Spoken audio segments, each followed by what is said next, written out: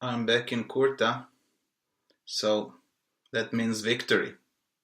Let's check the vow I gave about 2 months ago. Hare Krishna. Just a small side note. As you can see, I upgraded to Chadar from Kurta, and I will utter now a terrible vow.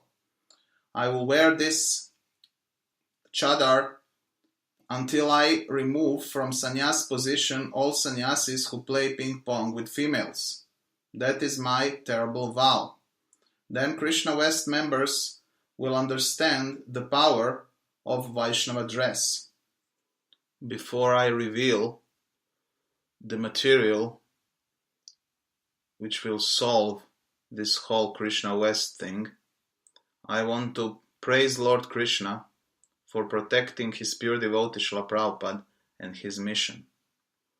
I also want to praise Srila Prabhupada for giving us true unadulterated knowledge which will enable us to go back to Godhead. Now, I also want to praise GBC. As you know, I'm social critic. I often speak against GBC, and definitely I'm not paid by the GBC, or I don't depend on GBC for my livelihood. But today, I will say that these men in the GBC, at least some of them, they are true lions. They are best of the men, and they protected Srila Prabhupada legacy in critical moment. I hope I will be able to serve Srila Prabhupada with them life after life. I also want to glorify devotee who recorded or posted this material.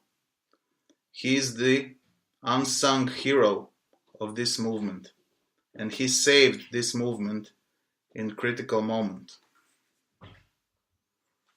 So, those lines from the GBC, in their attempt to protect Srila Prabhupada's legacy, they squeezed Hridayananda Das Goswami a little bit due to his playing ping pong with females and due to preaching that if we change to karmic clothes, we will make thousands of devotees.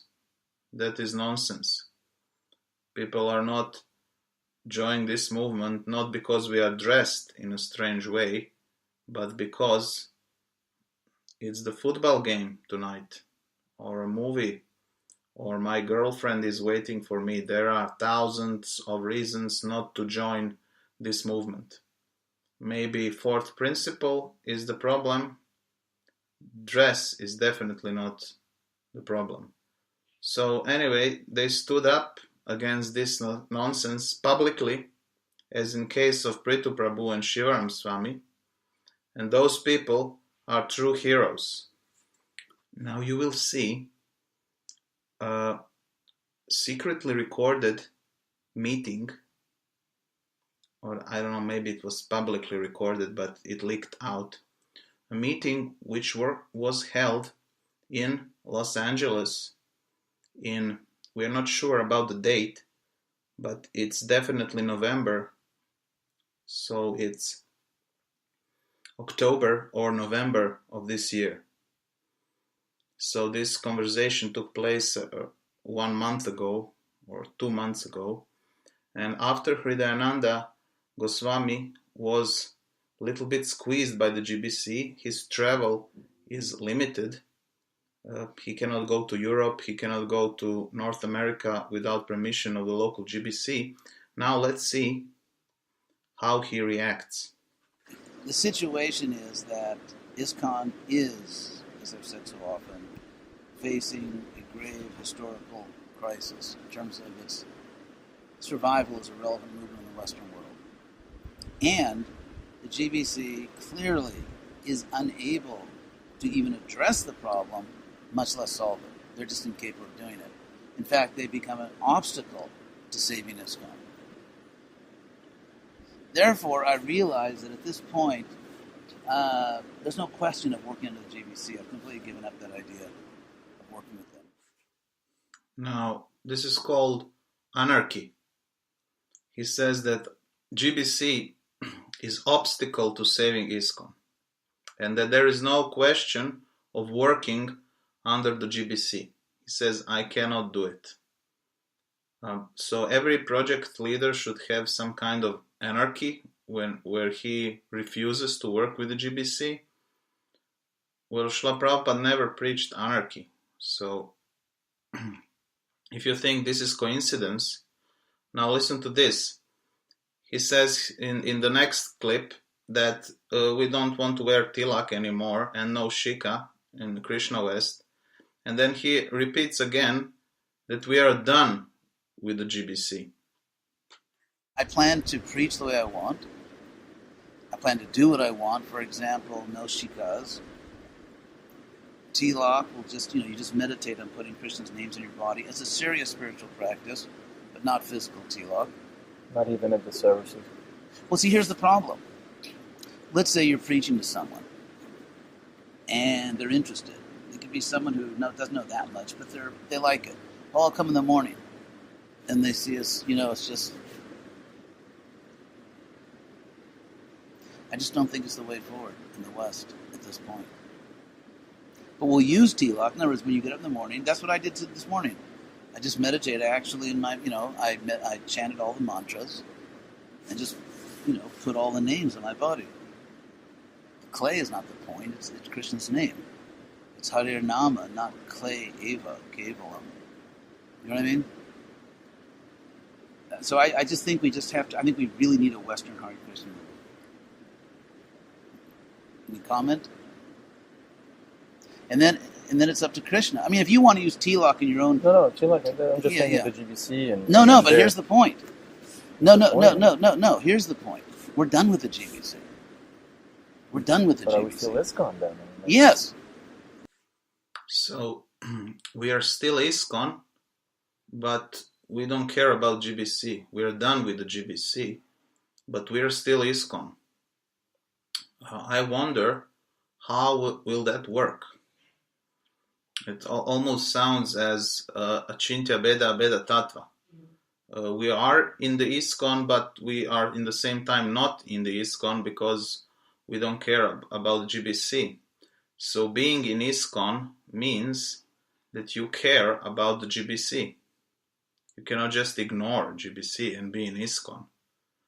And now in the next clip, now the offenses start, the bad name calling GBC ignorant and neophyte and so on. Yeah. Oh my God. Until, because they want to bring up the... See, here's the point. The fact that North Americans... What's happened now is the GBC...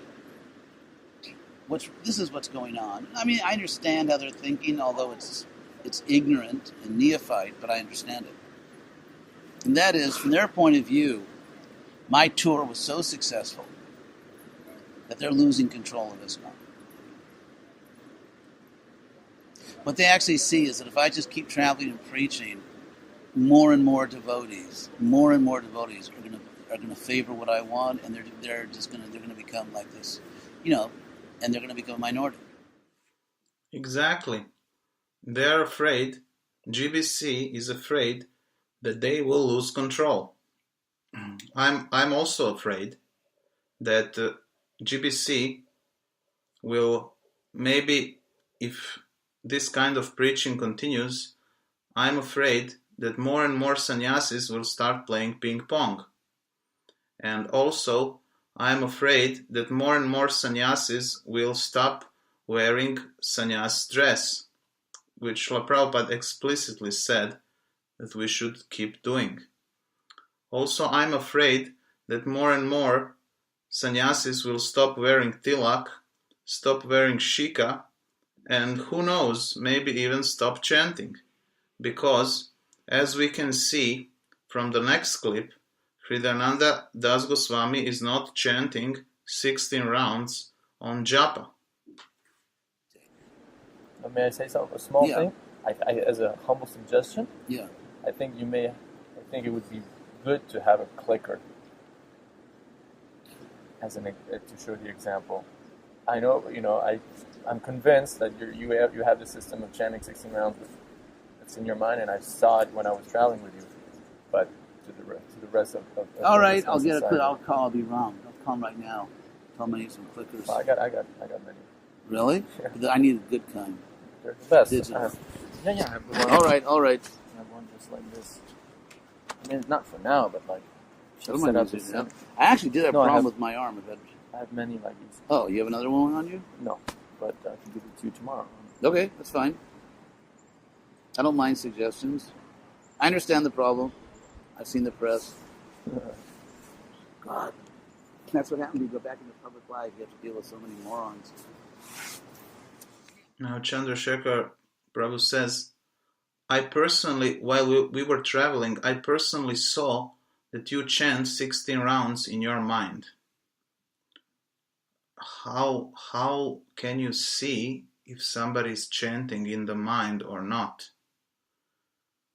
This technique will have to be revealed. And at the end he says, okay, I will get a clicker because like there are so many morons, you know. So if I expect from an ISKCON guru and sannyasi to chant on his japa mala, then I'm a moron. That's interesting perspective.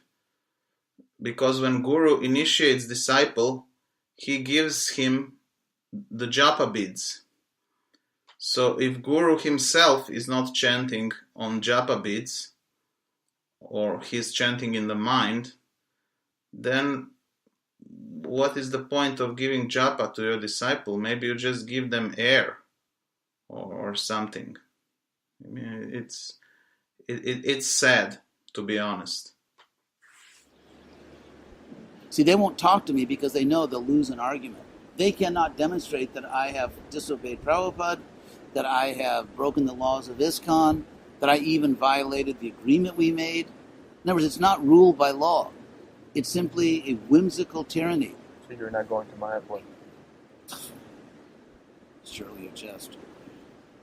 Of course I'm not going to Mayapur.